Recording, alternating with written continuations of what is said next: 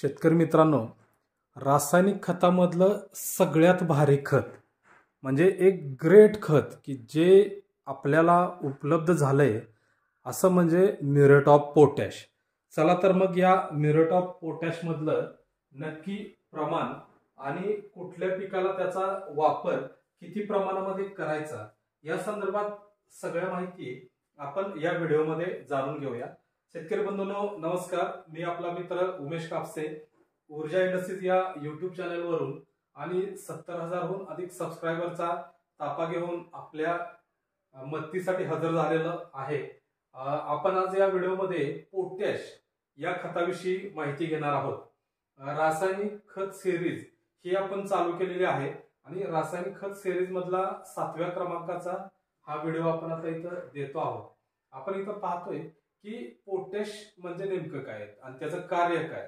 तर पोटॅश म्हणजे ज्या खतामुळं जाडी होते, ज्या खतामुळं साल टणक होते, ज्या खतामुळं कुठल्याही पिकाचं उत्पन्न जास्त येतं किंवा वजन जास्त होतं किंवा शेतकऱ्यांचा मित्र किंवा रासायनिक खतांचा बाप असं जरी ज्याला म्हटलं तरी सुद्धा कमीच पडेल असं एक खत म्हणजे पोटॅश.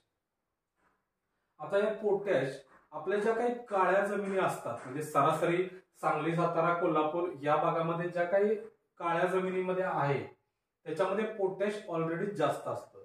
फक्त प्रॉब्लेम काय होतो, हे पोटॅश बऱ्याच वर्षापासून आपल्या जमिनीमध्ये मृतावस्थेत आहे, ते अपटेक करून पिकाला उपलब्ध व्हायला पाहिजे. तर त्याकरता वेगवेगळ्या ट्रिक आहेत, त्या आपण जैविक खतं म्हणजे पोटॅश मोबिलायझिंग बॅक्टेरिया असतात, कुठल्याही कारखान्यावरती ते आपल्याला मिळतात, त्याच्यातून आपल्याला अवेलेबल होतोच. तो मृत अवस्थेतला आपल्याला सजीव अवस्थेमध्ये पोटॅश म्हणजे पिकाला घेण्याच्या अवस्थेत उपलब्ध करून दिला जातो. चला तर मग आता या संदर्भात विस्तृत माहिती घेऊया.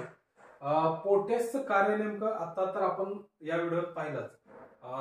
तर पोटॅश मध्ये जो घटक आहे तो सगळ्यात जास्त आहे. म्हणजे तुम्ही मार्केटला कुठलंही खत आणायला गेला तर आजवर त्याच्या एवढं प्रमाण दुसऱ्या कुठल्याही खतात नाहीये.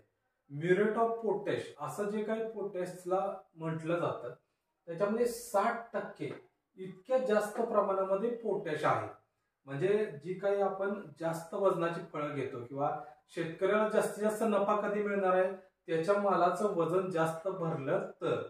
आणि हे जास्त वजन भरायचं काम कशामुळे होणार आहे तर पोटॅशमुळे. म्हणजे ऊसाची जी कांडी जाड असते, एकदम हाताच्या पेराच्या बोटात सुद्धा मावत नाही अशी, किंवा डाळिंब एकदम मोठे असतात, पेरू एकदम मोठे असतात, हे सगळं कार्य पोटॅश मधून होतं. पोटॅशची किंमत पहिली बरेच कमी होते, जवळजवळ 700, 800, 900 रुपये होते, 1000 रुपये होते.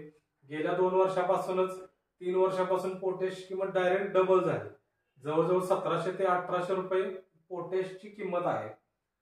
खरं तर जो आयात केला जातो पोटॅश त्याच्यामुळे त्याची किंमत वाढलेली आहे.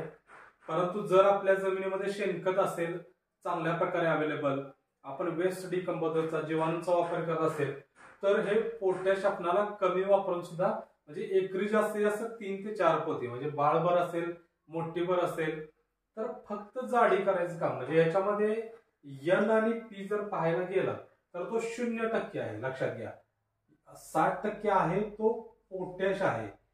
एन आणि पी हे 0% मध्ये या खतामध्ये आहे. दुसरा मुद्दा, आता काही वेळेला काय व्हायला लागले की 1700 रुपये पोटॅशची किंमत असल्यामुळं शेतकऱ्यांना ते घेणं परवडणार झालंय. मग आता काय झालं तर बरेच कृषी सेवा केंद्र मध्ये आपल्याला एक सेंद्रिय पोटॅश दिला जातो. म्हणजे तो थोडासा गोळी स्वरूपामध्ये असतो. तर या गोळी स्वरूपाच्या सेंद्रिय पोटॅश मध्ये काय असतं तर कारखान्याची जी काही राख असते, तर काही ठिकाणी आम्ही हे पाहिलं की त्या राखेच्या गोळ्या बनवतात आणि त्या गोळ्या आपल्याला सेंद्रिय पोटॅश म्हणून पुरवल्या जातात. त्याच्यामध्ये 15 ते 16% प्रमाण असतं. ऍक्च्युली हे टाकणं वाईट नाहीये, परंतु तुम्ही इन्व्हेस्ट केलेले रुपये आणि त्याचं मिळणार आउटपुट, त्यामुळं सेंद्रिय पोटॅशची किंमत जर कमी असेल 500-700 रुपये तर तो घ्यायला आपल्याला हरकत नाहीये. किंवा आता परदेशातून सुद्धा काही आपल्याला पोटॅश येतोय बघा की जो 25 किलो मध्ये अवेलेबल होतोय. बऱ्याच कंपन्या आता हा पोटॅश सुद्धा विकत आहेत 25 किलोचा आणि 25 किलोचा रेट सुद्धा या रेग्युलर एमओपीच्या तुलनेमध्ये कमी आहे.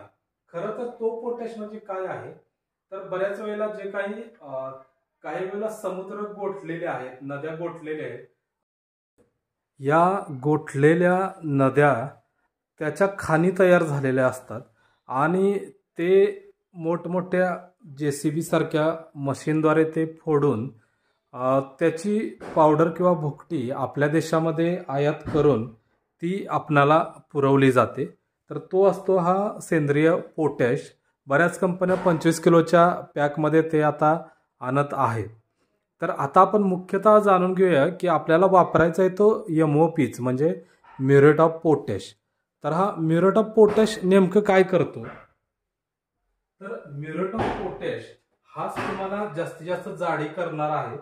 हा साल टणक करणे असेल, तुमचं कुठलंही खत ज्यावेळेला मातीआड होतं त्यावेळेलाच ते जास्तीत जास्त काम करतं. तर तसं हे पोटॅश ज्यावेळेला मातीच्या आड होणार, मुळीच्या संपर्कात येणार, त्यावेळेला तुम्हाला वजन जास्तीत जास्त मिळणार, जाडी वाढणार, वजन वाढणार. पावसाळ्यात जर आपण अमोनियम सल्फेट 2 आणि पोटॅश 2 पोती असं जर वापर केला किंवा कुळवताना बाळ भरणीला 2 पोती, मोठ्या भरणीला 3 पोती ही या पोटॅशची पडायला पाहिजेतच.